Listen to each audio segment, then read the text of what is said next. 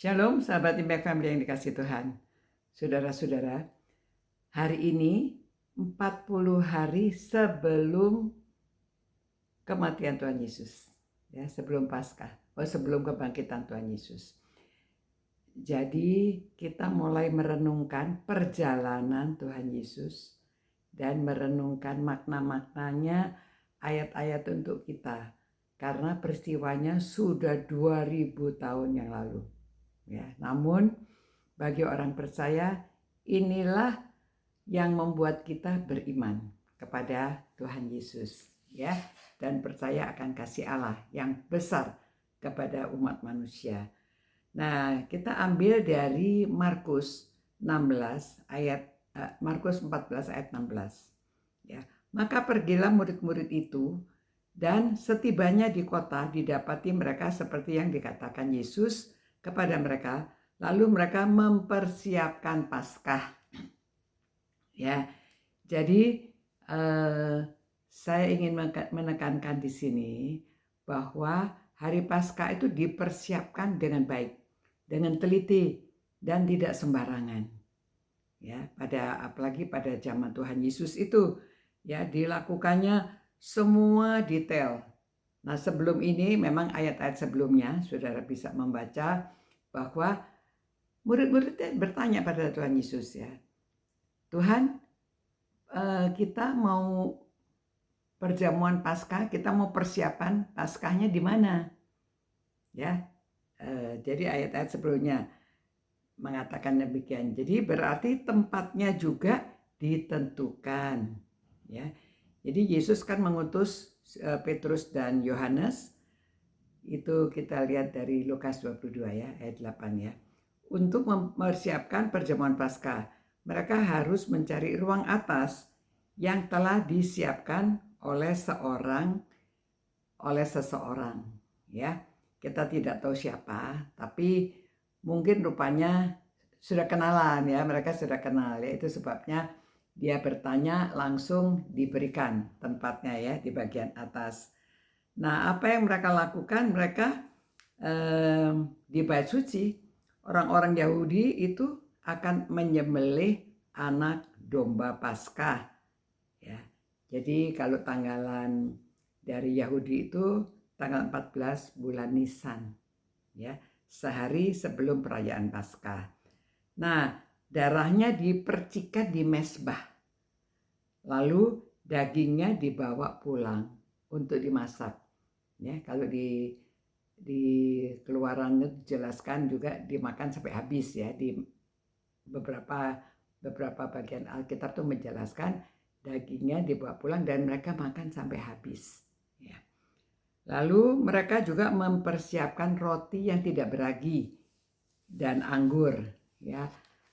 Zaman sekarang banyak orang gereja-gereja menggunakan roti tawar. Nah, sebetulnya kalau kita mau memperingati, sebaiknya roti yang tidak beragi, ya. Jadi dibuat sendiri bisa, atau crackers, ya, orang pakai crackers, roti tidak beragi. Kalau roti tawar itu kan beragi, ya. Dan juga kalau sekarang mengapa perjamuan Tuhan tidak disiapkan anggur yang beralkohol? Karena kalau beralkohol itu orang-orang yang dulunya mantan peminum, mereka minum sedikit saja anggur, nanti mereka ketagihan lagi. Jadi kita biasanya ambil wine, jus anggur, ya, di gereja-gereja itu mempersiapkan jus anggur, ya. Jadi itu kalau hari Paskah itu pas permulaan perayaan hari raya tidak beragi, ya, hari raya roti tidak beragi, ya, yang digunakan. Jadi itu sebabnya mereka juga akan menyingkirkan semua ragi yang ada di ruangan, karena ragi itu dianggap ya diidentikan dengan dosa, ya, ragi itu. Dan mereka juga menyediakan, di samping itu ada sayur pahit, ya, sayur pahit dan sausnya, ya. Biasanya disebut sausnya itu saus haroset, ya. Jadi sayur pahit ini dihidangkan sebagai simbol penderitaan Tuhan Yesus. Ya, saudara, penderitaan Tuhan Yesus, jadi makannya itu pakai sayur yang pahit. Memang ini sudah dirayakan lama sebelumnya, itu sudah dinubuatkan ya akan penderitaan Tuhan Yesus, dan mereka memakan ini sayur-sayuran yang pahit bersama dengan roti tidak beragi dan minumnya anggur ya. Nah, itulah persiapan Paskah. Jadi kita pada waktu membaca ayat ini kita lihat di mana mau dipersiapkan. Jadi mereka mempersiapkan ya.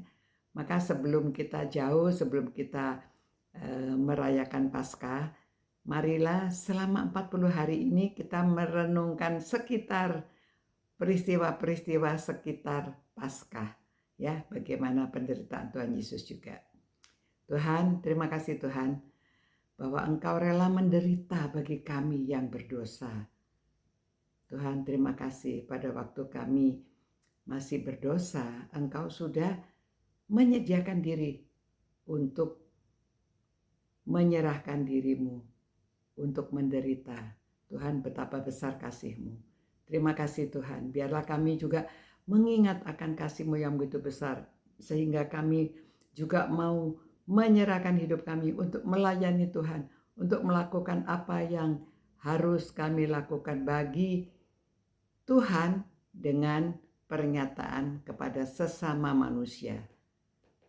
Mampukan kami Tuhan, supaya kami juga dapat melakukan apa yang Tuhan ingin kami lakukan, dan kami meneladani Engkau Tuhan. Demi nama Tuhan Yesus kami berdoa dan memohonkan ini. Amin. Ya. Begitu saudara-saudara, renungannya singkat ya. Tapi semoga saudara mengingat dan mengikuti dengan setia selama 40 hari ini, supaya saudara dapat melihat makna-makna di sebelum hari Paskah ya. Jadi kita sambil merayakan dengan cara kita merenungkan firman Tuhan. Demikian, Tuhan memberkati saudara-saudara, sampai jumpa pula besok. Ciao.